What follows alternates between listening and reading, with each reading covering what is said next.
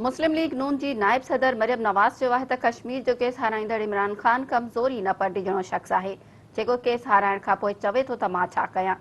आज़ाद कश्मीर जे इलाइक़े कोटली में जलसे खे ख़िताब कंदे मरियम नवाज चयो त अॼु शहीदनि जो ॾिहाड़ो आहे, असां शहीदनि जी कुर्बानियुनि खे कश्मीर फ़रोश इमरान खान हथां ज़ाया करण न ॾींदासीं।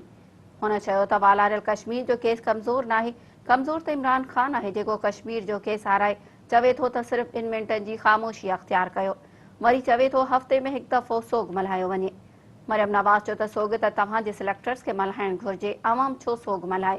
हुन चयो त नवाज़ शरीफ़ जे दौर में भारत खे ज़रूरत थी त कश्मीर जी हैसियत तब्दील करे, आख़िर इमरान खान जे दौर में ई भारत कश्मीर खे आसान छो सम्झियो। हुन चयो त इमरान खान हिते पंहिंजो वज़ीर आज़म इन करे आणणु चाहे थो त जीअं हू इन खे सूबो बणाए, हू कश्मीर खे सूबो बणाए कश्मीरियुनि खां सुञाणप खसणु चाहे थो। कश्मीरी मरी वेंदा पर ईअं करणु न ॾींदा। हुन चिताव ॾिनो त इमरान खान जे करे तो कश्मीर जो वोट चोरी कयो त कश्मीरी पंहिंजे हक़ लाइ कंहिं बि हद ताईं वेंदा।